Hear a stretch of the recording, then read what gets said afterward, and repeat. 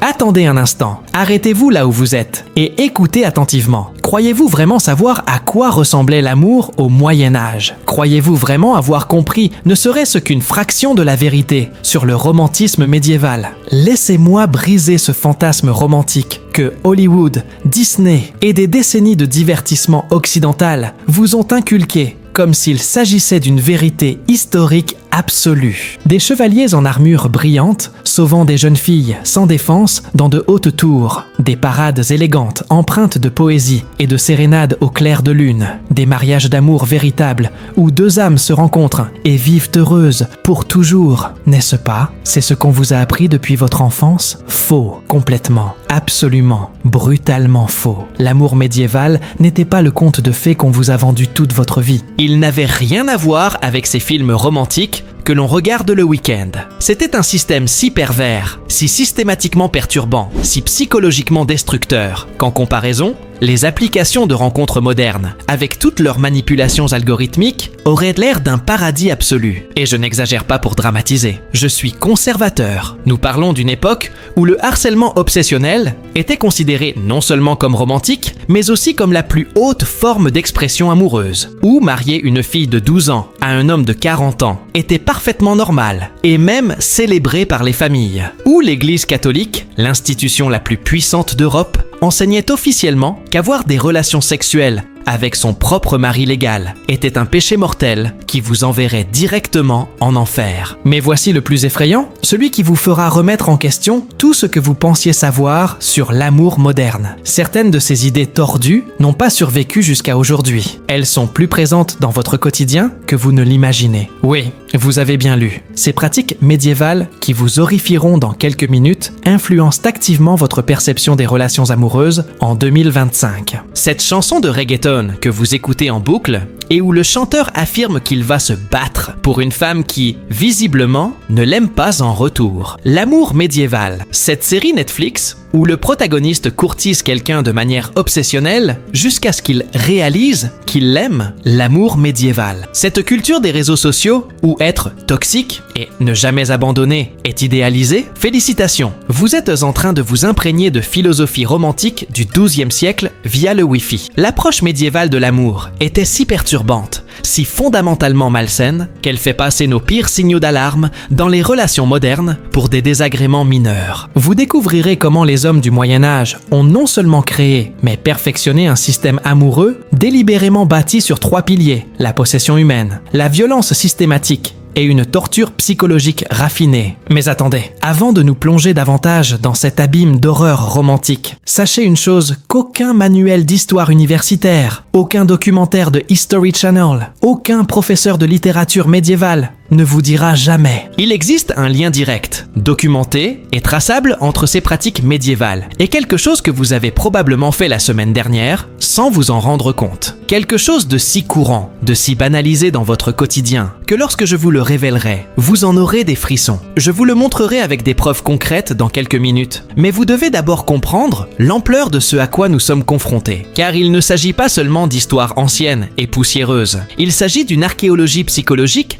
des systèmes de contrôle qui opèrent encore dans votre vie actuelle. Vous êtes-vous déjà demandé pourquoi les applications de rencontres sont conçues pour vous maintenir perpétuellement insatisfait? Pourquoi les chansons d'amour les plus populaires idéalisent-elles des comportements que vous qualifieriez de harcèlement dans tout autre contexte? Pourquoi la culture populaire célèbre-t-elle des relations présentant tous les signes de violence psychologique? La réponse se trouve dans les cours médiévales de France et d'Angleterre, dans les monastères, où des moines célibataires ont écrit des manuels sur la sexualité conjugale, dans les châteaux où les règles d'un jeu romantique si toxiques ont été inventées que ces échos manipulent encore votre dopamine à travers votre téléphone portable. Êtes-vous prêt à découvrir à quel point les romances médiévales étaient en sombre? Êtes-vous prêt à voir comment ces idées millénaires influencent vos décisions amoureuses modernes? Car là où nous allons, Le « ils vécurent heureux jusqu'à la fin des temps » n'a jamais été le but. L'objectif était de créer une dépendance émotionnelle, psychologique et un contrôle social. Et cela a si bien fonctionné que cela n'a jamais cessé. Découvrez Guillaume IX de Poitiers, duc d'Aquitaine, le premier troubadour documenté de l'histoire européenne. Ce noble français du XIe siècle n'était pas seulement un poète romantique débordé de temps. Il était l'architecte intellectuel, le génie maléfique, à l'origine de ce qui est sans doute le système amoureux le plus toxique jamais inventé consciemment par l'humanité civilisée. Et avant de poursuivre, il est essentiel de comprendre quelque chose de fondamental à propos de Guillaume. Cet homme n'était pas un romantique incompris. Il était l'un des politiciens les plus astucieux, l'un des militaires les plus brillants et l'un des plus brillants manipulateurs sociaux de son époque. Il contrôlait des territoires s'étendant de la France à l'Espagne. Il commandait des armées qui décidèrent du sort de royaumes entiers. Il exerçait un pouvoir de vie ou de mort sur des centaines de milliers de personnes. Et savez-vous à quoi il a décidé d'utiliser toute cette intelligence, toute cette influence, tout ce pouvoir politique et militaire? C'était pour créer les règles d'un jeu amoureux où la souffrance était obligatoire, où conquérir une femme était réservé au commun des mortels, et où la véritable noblesse se mesurait exclusivement à la douleur émotionnelle qu'on s'imposait pour quelqu'un qu'on tenait consciemment hors de portée. Alors que vous vous demandez probablement s'il faut envoyer ce message WhatsApp, aimer cette photo Instagram, répondre immédiatement ou attendre quelques heures pour ne pas paraître désespéré, autant d'angoisses qui, soit dit en passant, sont des descendantes directes des névroses que Guillermo a contribué à institutionnaliser. Cet homme était en train de concevoir délibérément un système psychologique qui transformerait l'amour en une forme d'art basée sur l'autodestruction émotionnelle. La vie de Guillaume est la parfaite illustration de cette contradiction médiévale qui définira tout ce qui lui a suivi. Il était l'un des hommes les plus puissants de son temps, pouvait obtenir pratiquement tout ce qu'il voulait d'un claquement de doigts, contrôlait de vastes territoires, disposait d'armées et d'une richesse inimaginable. Et pourtant, il a consacré son existence intellectuelle à écrire des poèmes obsessionnels sur des femmes délibérément hors de sa portée. Non pas à cause de circonstances tragiques du destin, ni à cause d'insurmontables différences de classe sociale, mais par choix calculé et conscient. Imaginez ceci un instant. Tandis que les paysans, des gens ordinaires comme vous et moi, se mariaient par amour pratique, par véritable compatibilité, par soutien mutuel et par véritable coexistence, l'élite médiévale avait inventé une philosophie complètement opposée, où l'amour signifiait souffrance éternelle, où le contentement était vulgaire et où la véritable sophistication émotionnelle se mesurait à votre capacité à vous torturer psychologiquement. William a popularisé et codifié l'idée que si vous aimiez vraiment quelqu'un, vous deviez consacrer toute votre vie à l'adorer à distance, comme s'il s'agissait d'une statue dans un temple, à écrire une poésie obsessionnelle sur votre agonie mentale, à mener des batailles physiques en son nom sans qu'il le demande, et à passer des années, parfois des décennies entières, à vous languir mélodramatiquement de quelqu'un que vous avez consciemment et délibérément gardé inaccessible. Ce schéma vous semble-t-il familier? Avant de dire non, avant de penser qu'il s'agit d'histoires anciennes sans pertinence moderne, réfléchissez à ceci. Combien de chansons contemporaines, de la pop au reggaeton, idéalisent précisément ce type d'amour unilatéral et obsessionnel? Combien de films et de séries télévisées dépeignent comme profondément romantique le protagoniste qui poursuit sans relâche, ignore les limites claires et finit par conquérir quelqu'un qui n'était initialement pas intéressé? Combien de fois avez-vous entendu, voire prononcé, des phrases comme « S'il vous aime vraiment, il se battra pour vous ». Le véritable amour exige des sacrifices. Si ça ne vous rend pas un peu folle, ce n'est pas du véritable amour. Toutes ces idées, toutes ces attentes romantiques que nous tenons pour acquises, ont été inventées par des hommes comme William il y a exactement 1000 ans. Voici la véritable tragédie historique qu'aucun manuel ne vous expliquera. Guillaume et ses disciples troubadours n'ont pas créé ces règles par hasard romantique ou par inspiration poétique spontanée. Ils les ont délibérément et calculées pour créer un amour inaccessible, incompréhensible et impossible à imiter pour le commun des mortels. Il s'agissait d'une exclusivité émotionnelle fabriquée pour l'aristocratie. Une façon de se distinguer des masses, non seulement par la richesse matérielle, mais aussi par leur capacité à la souffrance romantique raffinée. Alors que les pauvres vivaient de vraies relations avec des hauts et des bas normaux, des conflits pratiques et des résolutions humaines, les nobles se plongeaient dans un drame psychologique sans fin, artificiel et complètement inutile, qui les faisait se sentir supérieurs, plus sophistiqués, plus évolués émotionnellement que les gens ordinaires qui s'aimaient simplement, de manière normale. C'était un classisme émotionnel, une ségrégation romantique, un apartheid sentimental. Mais l'histoire devient exponentiellement plus sombre quand on réalise que ce système n'affectait pas seulement les hommes puissants comme William qui pouvaient se permettre le luxe de la névrose aristocratique. Les femmes de ce jeu romantique tordu étaient prisonnières d'une prison psychologique si élaborée, si systématiquement cruelle, que même le roman dystopique le plus pessimiste d'aujourd'hui ne pouvait égaler sa sophistication. Restez dans les parages pour découvrir comment fonctionne réellement ce système de torture émotionnelle déguisé en amour courtois, et surtout comment il continue d'opérer dans votre quotidien sans même que vous vous en rendiez compte. Faisons un bond dans le temps. Nous sommes en Palois 70, exactement 99 ans après la mort de Guillaume d'Upmore, et nous sommes à la cour d'Aliénor d'Aquitaine, petite fille de Guillaume et héritière de son héritage intellectuel. L'une des femmes les plus puissantes, instruites et influentes du Moyen-Âge, préside ce qu'on appelle les cours d'amour. Elle fixe les règles officielles de l'amour, oui, mais pas comme on pourrait l'imaginer aujourd'hui. Léonore ne créait pas un manuel pour des relations saines, une communication efficace ou une compatibilité émotionnelle. Elle institutionnalisait, légalisait et codifiait la torture émotionnelle systématique, la qualifiant de raffinement culturel suprême. Ces célèbres tribunaux d'amour ne jugeaient pas les litiges juridiques classiques. Ils jugeaient à quel point une vie amoureuse pouvait être délicieusement misérable et artistiquement autodestructrice sans pour autant perdre complètement la raison. C'étaient des cours de masochisme émotionnel en tenue officielle. Mais remontons plusieurs siècles en arrière pour comprendre comment nous en sommes arrivés à ce point de folie collective. Parce que quelque chose avait fondamentalement changé dans la façon dont la société européenne concevait les relations humaines fondamentales. Et ce bouleversement ne venait pas des poètes romantiques ou des troubadours mélancoliques. Il provenait d'une source bien plus sinistre, plus calculée, plus systématiquement manipulatrice. En 800, Charlemagne avait créé un système inédit dans l'histoire européenne. Un système féodal, entièrement fondé sur une loyauté émotionnelle artificiellement fabriquée. Il ne suffisait pas aux vassaux d'obéir, par peur ou par commodité économique. Ils devaient aimer leur seigneur, éprouver une dévotion sincère et éprouver le désir de plaire aux figures d'autorité, qui les considéraient comme des instruments remplaçables. Le féodalisme n'était pas seulement un système politique, c'était une machine psychologique conçue pour transformer les relations de pouvoir brutales en liens émotionnels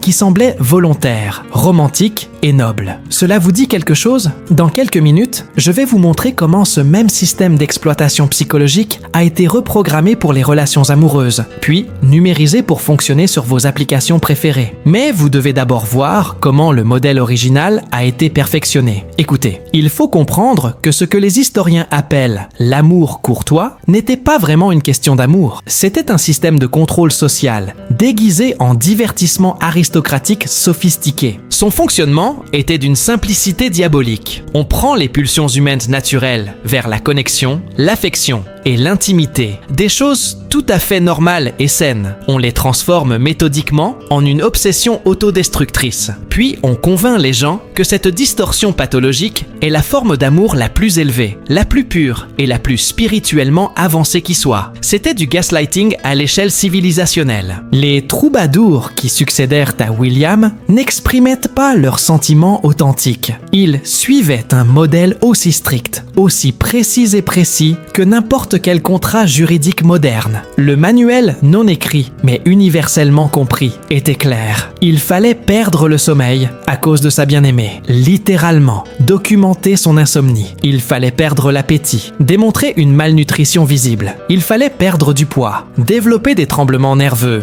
montrer des signes de détérioration mentale progressive. En gros, il fallait perdre la raison de manière publique et mesurable. Et si l'on ne le faisait pas de manière convaincante, on n'était pas un véritable amant. C'était un concours pour voir qui pouvait développer le trouble d'anxiété le plus artistique. Cela vous dit quelque chose? Je veux vous faire réfléchir aux paroles de la musique urbaine moderne. Je n'arrive pas à dormir en pensant à toi. Tu me rends fou, je suis obsédé, cet amour me tue. Tous ces thèmes que nous considérons comme profondément romantiques sont des traductions directes de formules troubadours du XIIe siècle. Mais voici ce qui va bouleverser votre point de vue sur tout ce que vous pensiez savoir. Ces schémas n'ont pas simplement survécu à l'ère numérique. Ils ont été étudiés, analysés et reproduits consciemment par les concepteurs des plateformes que vous utilisez au quotidien. Pourquoi pensez-vous qu'Instagram vous montre juste assez de « j'aime » pour vous intéresser, mais sans vous satisfaire? Pourquoi les applications de rencontres sont-elles programmées pour vous proposer des matchs qui disparaissent juste au moment où vous vous sentez à l'aise? Pourquoi TikTok calcule-t-il précisément la quantité de contenu à vous montrer, de sorte que vous n'en avez jamais assez, mais ne quittez jamais la plateforme? Parce que les algorithmes modernes sont basés sur les mêmes principes de récompense intermittente, de désir fabriqué et de gratification perpétuellement différée que les troubadours médiévaux ont perfectionné il y a 1000 ans. Les règles originelles de l'amour courtois étaient mathématiquement précises. Si elles vous témoignaient de la bonté, vous étiez censé être encore plus tourmenté, car la bonté impliquait l'espoir, et l'espoir était le poison qui entretenait l'obsession. Si elles vous ignoraient complètement, c'était la preuve irréfutable de sa vertu morale et de votre dévouement authentique, car les femmes véritablement nobles ne pouvaient jamais être accessibles au commun des mortels. C'était un système psychologique hermétiquement fermé, où littéralement toute réponse féminine, positive, négative ou neutre, était interprétée comme une preuve que vous deviez intensifier votre obsession. C'était comme un manuel médiéval pour développer un trouble anxieux chronique. Et cela fonctionnait si efficacement que la noblesse européenne le pratiquait pendant des siècles, sans jamais se demander si peut-être, éventuellement, ce n'était pas la manière la plus saine de vivre la connexion humaine. Et les femmes étaient prisonnières de ce système, avec une cruauté telle que tout ce qui suivrait paraîtrait clément en comparaison. On attendait d'elles qu'elles restent froides, distantes, émotionnellement indisponibles pour prouver leur valeur sociale. Montrer une affection sincère, un intérêt sincère, ou même une simple gentillesse, les ferait paraître mesquines, ordinaires, indignes du véritable amour aristocratique. Ainsi, tous les acteurs concernés, hommes et femmes, devaient être malheureux, seuls et émotionnellement insatisfaits pour maintenir leur statut social et leur sophistication culturelle. C'était un système où le bonheur était vulgaire et la souffrance sophistiquée. Mais voici la révélation qui relie tout. Il ne s'agissait pas seulement de poésie abstraite ou de philosophie théorique romantique. Cela façonnait les relations réelles au sein de l'élite médiévale. Les nobles vivaient ainsi, transformant l'amour en une mise en scène de souffrances sophistiquées, pouvant durer des vies entières, des générations entières, des dynasties familiales entières, plongées dans un drame émotionnel entièrement fabriqué. Mais ce n'est rien comparé à ce qui nous attend, car l'amour courtois n'était qu'une surface brillante et poétique. Sous-jacente se cachait quelque chose de bien plus sombre, de plus systématique, de plus brutalement efficace. Tout un système où les femmes n'étaient pas des personnes dotées d'un pouvoir d'action, mais des marchandises humaines dotées d'un prix spécifique, d'une valeur marchande calculable et de garanties de qualité transférables. Maria Elena Vázquez, historienne médiévale spécialisée dans les actes de mariage du XIIe siècle à l'Université Complutense de Madrid, a consacré 20 ans de sa carrière à l'étude de contrats, d'actes notariés et de correspondances familiales que la plupart des universitaires préfèrent ignorer. Ces conclusions sont si troublantes que de nombreuses universités refusent de les inclure dans leur programme d'études. Les gens ne comprennent pas qu'il s'agit de contrats commerciaux où des êtres humains servent de garantie liquide. Ce n'est pas une métaphore. J'ai vu des documents spécifiant le prix exact d'une femme en fonction de sa capacité reproductive confirmée, de ses liens familiaux vérifiables, de son poids, de la qualité de sa dentition et même de projections actuarielles de son espérance de vie. Il s'agissait d'évaluations vétérinaires réalisées sur des humains. Le professeur Antonio Medieval, expert en droit canonique médiéval à l'Université de Barcelone et auteur de 7 ouvrages sur le droit matrimonial européen, ajoute avec une précision effrayante « Les mariages étaient arrangés pour des enfants dès l'âge de 7 ans. Et il ne s'agissait pas d'engagements cérémoniels et symboliques. Il s'agissait de contrats contraignants, assortis de pénalités financières spécifiques, de clauses de défaut et même d'une assurance annulation. J'ai trouvé des cas documentés où des pères vendaient littéralement leurs filles pour payer des dettes de guerre. utilisant leurs propres enfants comme monnaie d'échange dans des transactions militaires. Mais voici ce que ces chercheurs partagent rarement en conférences publiques, car trop perturbant pour le grand public. Les documents qui ont survécu révèlent toute une industrie, une économie systématisée bâtie autour du commerce des femmes. Il ne s'agit pas de quelques transactions isolées dans des situations désespérées. Il s'agissait d'un marché systématique avec des prix standardisés, des intermédiaires professionnels spécialisés, des systèmes de crédit et même une assurance contre les marchandises défectueuses. C'était le Wall Street médiéval, où les êtres humains étaient considérés comme des marchandises. Le docteur Isabella Torregrosa, spécialiste des actes notariés médiévaux à l'université de Salamanque, révèle des informations rarement abordées en dehors de cercles universitaires très spécifiques. J'ai trouvé des archives de marchands spécialisés exclusivement dans les mariages, des trafiquants d'êtres humains disposant de licences légales et d'une certaine respectabilité sociale. Ils disposaient de catalogues de femmes disponibles avec des descriptions qui ressemblent à s'y méprendre à des inventaires de bétail. Âge, poids, antécédents médicaux familiaux, capacité de travail et évaluation du tempérament qui déterminaient les prix. Le docteur Fernando Mendoza, historien économique à l'université de Grenade, a documenté les aspects financiers que la plupart des historiens romantiques préfèrent omettre. J'ai analysé des milliers de contrats de mariage du Duguwes au XVe siècle. L'âge moyen au mariage pour les femmes nobles était de 13,7 ans. Pour les hommes, il était de 24,3 ans. Il ne s'agit pas de cérémonies symboliques, mais de transferts légaux de propriété avec consommation immédiate et fondation d'un foyer. Voici les faits spécifiques qui n'apparaissent pas dans les manuels d'histoire médiévale romantique. Un père médiéval ne se demandait pas « Cette personne rendra-t-elle ma fille heureuse ?» Il posait les questions comme un courtier. Combien d'hectares de terres arables cette transaction comprend-elle? Quel pourcentage du revenu annuel? Quelles sont les obligations militaires? Que se passe-t-il en cas de guerre civile? Y a-t-il des droits sur l'eau? Y a-t-il des dettes héréditaires? Le système de dot transformait les femmes en monnaie courante, dont la valeur marchande fluctuait. Les familles négociaient littéralement la valeur nette d'une femme, comme si elles achetaient des actions ou évaluaient un cheval de compétition pour un investissement à long terme. La Dre Carmen Rodriguez, spécialiste de la démographie médiévale à l'université de Barcelone, présente des données systématiquement exclues des récits historiques populaires. Mes recherches montrent que 73% des femmes nobles se sont mariées avant 16 ans, 31% avant 12 ans et 8% avant 10 ans. Et quand je dis marié, je ne parle pas de cérémonie symbolique. Je parle de mariage consommé avec transfert immédiat des biens légaux, établissement d'une résidence et anticipation d'une grossesse immédiate. Les contrats de mariage médiévaux s'apparentent à des fusions d'entreprises, car c'est précisément ce qu'ils étaient. Ils précisaient dans les transferts de propriété immobilière, les droits d'héritage multigénérationnels, les obligations militaires mutuelles et les conséquences si la marchandise, c'est-à-dire la mariée, s'avérait défectueuse selon les normes préétablies. Si une femme ne parvenait pas à produire des héritiers mâles dans un délai déterminé, généralement 2 ans, son mari pouvait la restituer à sa famille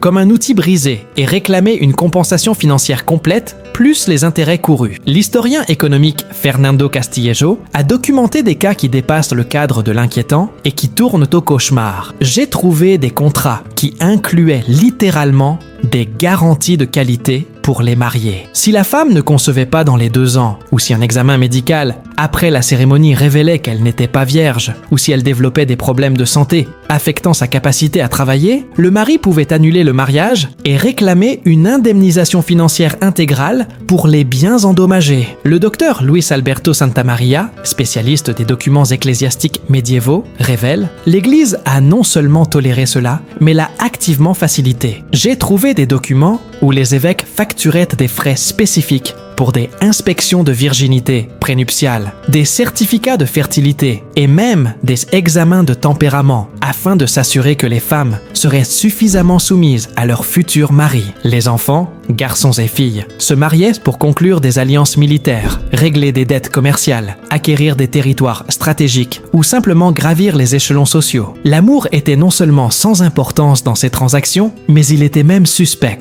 Si 2 personnes souhaitaient sincèrement se marier, leur famille craignait que cet arrangement ne soit fondamentalement erroné. Pourquoi deux personnes voudraient-elles se choisir l'une l'autre à moins que l'une d'elles ne cache un défaut grave? Et voici l'aspect le plus troublant que ces experts ont minutieusement documenté. Nombre de ces jeunes mariées n'ont jamais revu leur famille après leur mariage. Elles ont été littéralement expédiées comme des colis humains vers des foyers inconnus, parfois à l'étranger, pour vivre avec des gens qui ne les considéraient que comme de coûteux reproducteurs et des polices d'assurance politique ambulantes. C'était un commerce humain avec des cloches de mariage, des robes blanches et des bénédictions religieuses. Mais si vous pensez que le système du mariage commercial était perturbant, attendez de découvrir ce que l'Église médiévale enseignait sur le sexe, le plaisir et la sexualité humaine. C'était une guerre psychologique, si systématiquement pervertie qu'elle ferait passer les manipulateurs les plus extrêmes des sectes modernes pour des amateurs incompétents. Vous souvenez-vous de Guillaume de Poitiers, ce troubadour dont j'ai parlé au début, l'architecte intellectuel de l'amour courtois, le noble qui a consacré sa vie à créer des philosophies sur l'adoration des femmes inaccessibles à distance respectueuse?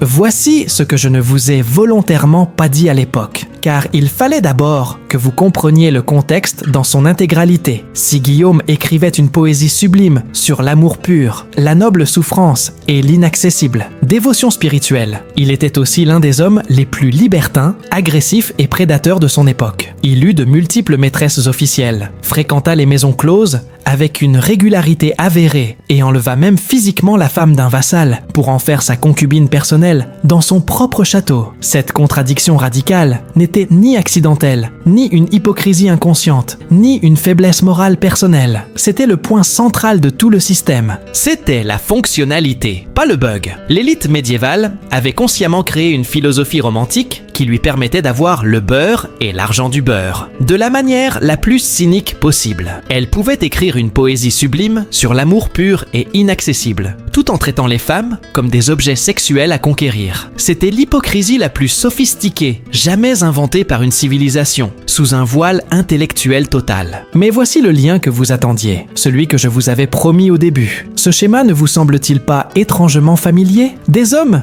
qui parlent de respect et d'amour véritable sur les réseaux sociaux tout en envoyant des messages inappropriés aux femmes en privé. Cette culture qui idéalise les amitiés toxiques et courtise quelqu'un qui fait la fine bouche. Des influenceurs qui prônent des relations saines tout en entretenant des relations abusives hors champ. Les troubadours médiévaux ont pratiquement inventé le premier manuel complet de l'histoire pour les gentils garçons. Ils enseignaient aux hommes que s'ils agissaient comme victimes de leurs propres sentiments amoureux incontrôlables, ils pouvaient justifier tout comportement ultérieur. Je n'y peux rien, je suis fou amoureux est devenu l'excuse universelle du harcèlement, de la manipulation, de la violence et même de l'enlèvement. L'expression « j'ai fait ça parce que je t'aime trop » vous semble-t-elle familière? Et l'Église catholique médiévale? Ah, l'Église a poussé le contrôle psychologique à des niveaux qui feraient rougir les chefs de sectes modernes les plus extrêmes. Elle ne s'est pas contentée de désapprouver le plaisir sexuel. Elle a déclaré une guerre totale,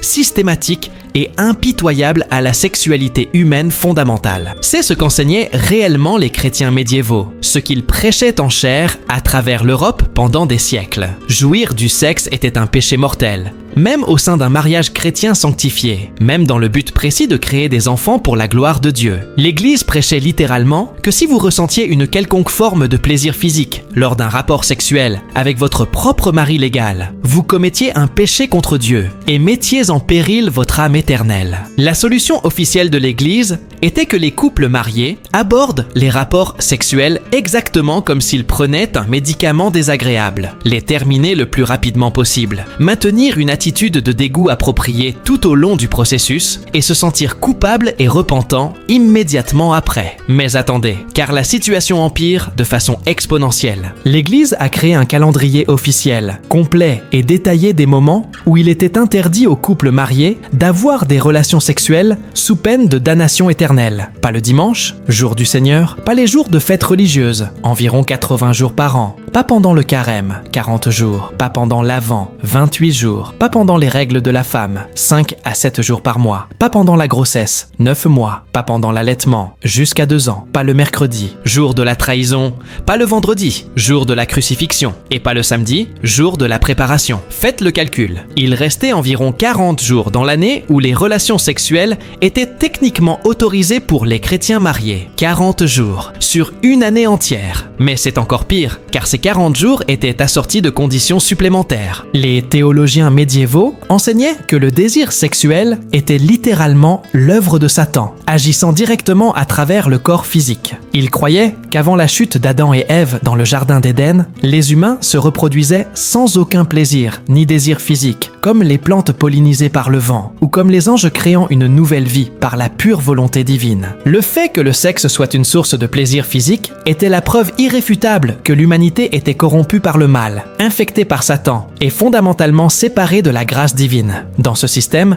les femmes étaient les plus brutales. L'Église enseignait qu'elles étaient intrinsèquement plus lascives, plus sensibles aux tentations sexuelles, et donc plus dangereuses pour l'âme des hommes vertueux. La sexualité féminine était perçue comme un piège délibéré du diable, visant à entraîner les hommes vertueux vers la damnation éternelle. Ève avait corrompu Adam. Toutes les femmes étaient Ève. Par conséquent, toutes les femmes étaient des agents potentiels de Satan. Le mariage n'était pas une célébration de l'amour humain ou de l'union spirituelle. C'était un système de contrôle des dégâts, conçu pour contenir le mal inhérent à la sexualité humaine, dans des limites socialement acceptables, et sous une surveillance religieuse constante. L'Église enseignait littéralement que le célibat était moralement supérieur au mariage, et que le mariage n'était que légèrement meilleur que de brûler en enfer éternel pour fornication. Saint Jérôme, l'un des pères de l'Église les plus influents, a écrit « Le mariage remplit la terre, la virginité remplit le paradis ». Saint Augustin enseignait que les rapports sexuels étaient la transmission du péché originel, et que tout enfant naissait contaminé par le plaisir éprouvé lors de la conception. Mais si cela vous semble dérangeant, attendez de voir comment les hommes médiévaux courtisaient les femmes sous l'influence de ces systèmes psychologiques pervers. Ce que nous appellerions matière à une ordonnance restrictive immédiate, ils considéraient comme le summum du romantisme sophistiqué. Voici le rebondissement qui va changer tout ce que vous pensiez savoir sur l'amour médiéval, sur l'histoire romantique occidentale et sur votre propre vie émotionnelle moderne. Ce système, l'amour courtois obsessionnel, les mariages d'enfants commerciaux, la guerre psychologique de l'Église contre le plaisir, la violence romantique célébrée, n'a pas évolué par hasard au fil des siècles d'un développement culturel organique. Il n'est pas né naturellement de la condition humaine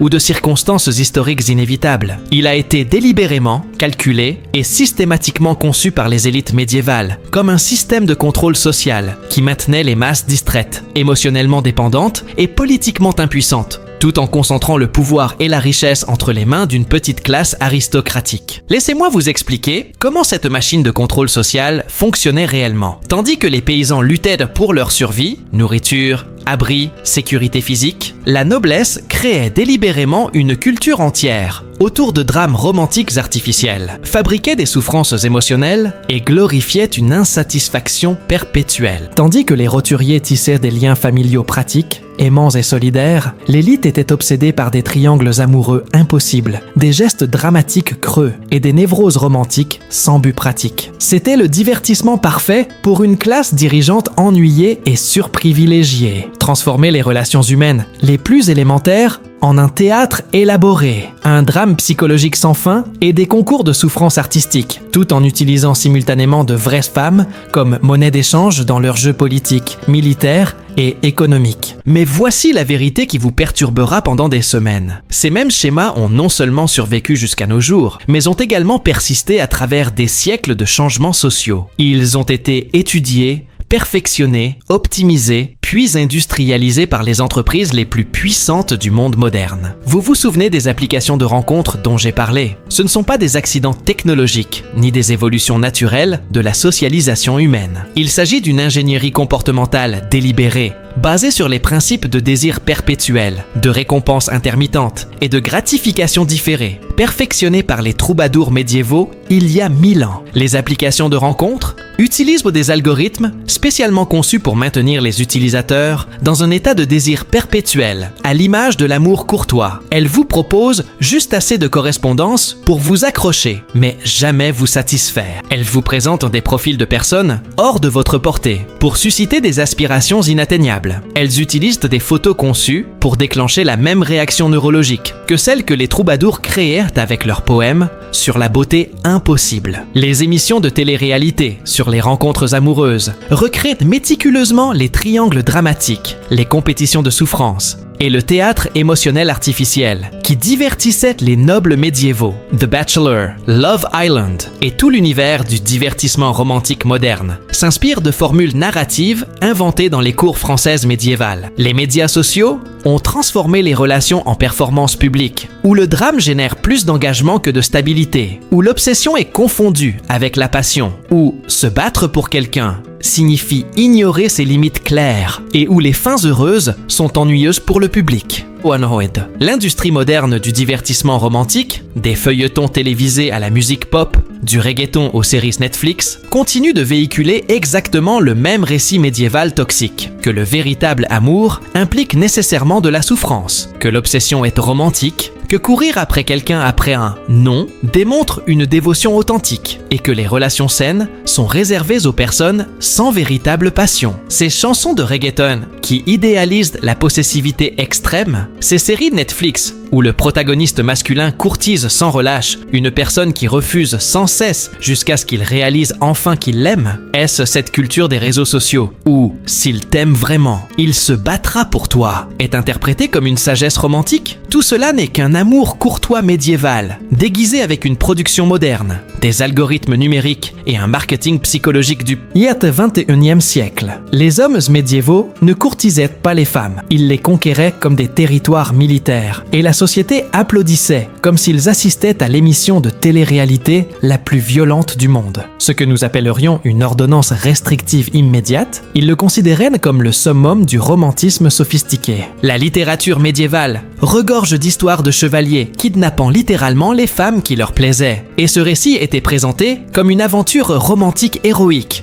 plutôt que comme un épisode très spécial d'esprit criminel avec des chevaux. La logique médiévale était mathématiquement impeccable. Si un homme aimait une femme au point de risquer sa vie et son corps pour la prendre de force, cela prouvait irréfutablement que son amour était sincère, pur et digne d'être célébré. L'opinion de la femme sur la question était aussi pertinente qu'une option végétarienne lors d'un banquet médiéval, où un sanglier entier était rôti. Et maintenant, le cliffhanger final qui vous tiendra éveillé pendant des nuits. Si ces schémas médiévaux sont si profondément ancrés dans notre culture moderne que nous ne les reconnaissons même pas comme artificiels, s'ils sont si normalisés que nous les consommons comme un divertissement quotidien sans nous interroger sur leurs origines, quels autres systèmes de contrôle psychologique du passé perpétuons-nous sans le savoir? Quelles autres pratiques que nous considérons comme parfaitement normales aujourd'hui horrifieront les générations futures lorsqu'elles les reconnaîtront enfin comme les vestiges de systèmes de domination conçus il y a des siècles. Et si nous commencions à examiner de manière critique non seulement nos relations amoureuses,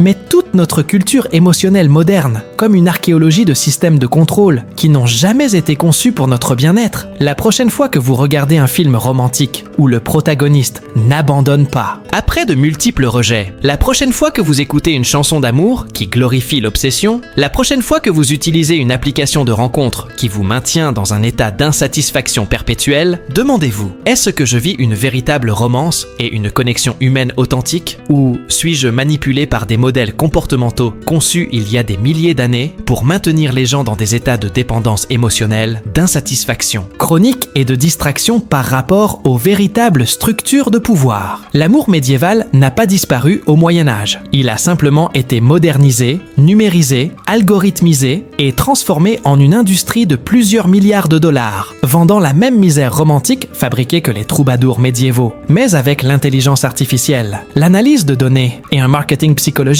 qui ferait passer Guillaume de Poitiers pour un amateur. Voulez-vous découvrir quels autres aspects de votre vie moderne sont secrètement contrôlés par des systèmes médiévaux que vous croyez complètement éteints? Êtes-vous prêt à découvrir comment l'éducation, le travail, la religion et même la politique contemporaine fonctionnent avec des logiciels médiévaux modernisés? Aimez cette vidéo. Si vous reconnaissez ne serait-ce qu'un seul de ces schémas dans votre propre expérience amoureuse, abonnez-vous à la chaîne pour découvrir comment d'autres systèmes de contrôle historique continuent de manipuler votre quotidien et commentez celles de ces révélations qui vous ont le plus perturbé, car je vous assure que l'histoire du contrôle psychologique à travers la culture populaire ne fait que commencer. Et ce que nous avons vu aujourd'hui n'est que la surface d'une archéologie de la domination qui transformera radicalement votre perspective sur la réalité moderne. Et si cette vidéo vous a autant perturbé que moi, pendant mes mois de recherche, partagez-la avec quelqu'un qui en a besoin. Car il est temps que davantage de gens comprennent comment l'industrie du divertissement moderne utilise des stratégies médiévales pour maintenir des millions de personnes émotionnellement insatisfaites, psychologiquement dépendantes et financièrement dépendantes